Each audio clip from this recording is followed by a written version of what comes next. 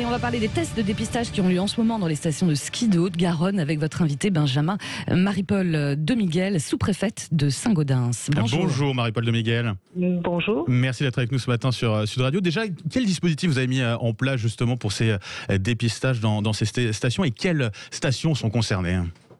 Alors les 4 stations de ski de la Haute-Garonne sont concernées, je les rappelle, les Agudes, Peyragudes, le Mourtis, et puis aujourd'hui Super-Bagnères, et puis la station de Bourdoueil. Donc les 4 stations verront des équipes de dépistage pour dépister toute la population qui le voudra bien, les vacanciers, les habitants, les commerçants. C'est accessible, c'est gratuit et c'est sans rendez-vous. Alors pourquoi vous avez choisi ces dates-là en particulier, donc hier et aujourd'hui pour mettre en place ces dépistages en station? Ça veut dire qu'il y a du monde en ce moment, c'est ça ? Et oui, il y a du monde malgré effectivement la fermeture des remontées mécaniques. On constate une forme d'affluence malgré tout sur la montagne, sur les stations de ski. Et on est allé là où il y avait ces personnes, ces rassemblements, si on peut dire, de familles.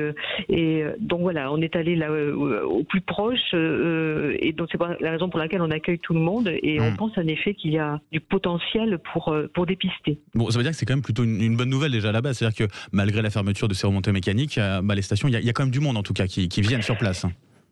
Alors il y a du monde et c'est pour ça qu'il faut rappeler les gestes barrières, mais il faut aussi insister sur le dépistage qui fait partie de la lutte contre la diffusion du virus. Et se faire dépister, c'est vraiment participer à cette lutte et à prévenir la circulation du virus. Donc oui, en effet, je pense que la population a voulu sortir effectivement des villes et aller respirer l'air de la montagne. En ce qui concerne ces dépistages en station, c'est quoi? C'est les tests rapides, c'est ça ?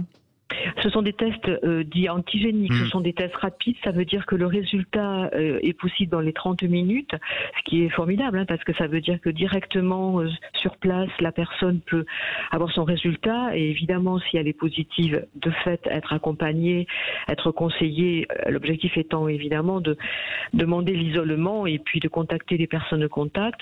Donc on est vraiment dans une efficacité absolue des tests en termes de réaction immédiate au résultat. Alors vous avez déjà eu une première journée de dépistage hier, ça a donné quoi au niveau de ces résultats justement ? Alors les personnes viennent. Pour l'instant, donc nous n'avons pas l'ensemble des résultats, donc on fera un bilan total. Les premiers résultats semblent dire que le taux de positivité est très très faible, ce qui est très rassurant. Mais nous sommes quand même très attentifs. N'oublions pas que sur cette région, il y avait un variant dans le Luchonnet qui avait été détecté il y a quelques semaines. C'est la raison pour laquelle on avait fait déjà un premier dépistage massif il y a quelques jours. En tout cas, vous avez beaucoup de monde qui viennent se faire dépister là-dessus. Il y a plutôt un retour positif en tout cas. Il y a un retour plutôt positif. On aimerait que ça soit toujours un peu plus. Il faut que les vacanciers, effectivement, puissent un petit peu faire un crochet vers la salle de dépistage. Mais en tout cas, tout ce qui sera fait est déjà bon à prendre. Vous avez parlé des personnes qui seraient détectées positives justement sur ce test avec une demande d'isolement. Concrètement, comment ça se passe à ce niveau-là ? C'est tout simple.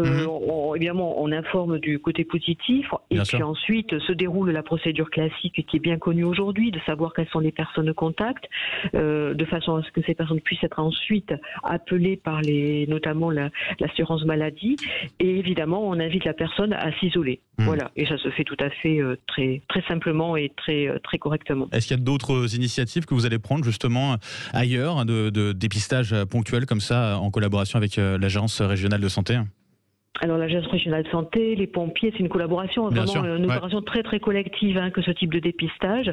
On en a fait donc beaucoup sur ce territoire et donc c'est important qu'on puisse le continuer et même inciter les personnes qui vont être là encore pendant les vacances pour aller sur les laboratoires qui existent tout simplement à Bagnères-de-Luchon. Nous verrons en fonction des évolutions ici ou là où ça pourra se faire, mais bien sûr ça pourra se refaire. On ne sait pas aujourd'hui précisément dans quel territoire, mais ça se refera sans doute si le préfet et le directeur général de l'ARS en décident. Marie-Paul Demiguel, je rappelle que vous êtes la sous-préfète de Saint-Gaudens. Merci d'avoir été avec nous ce matin sur Sud Radio. Merci à vous.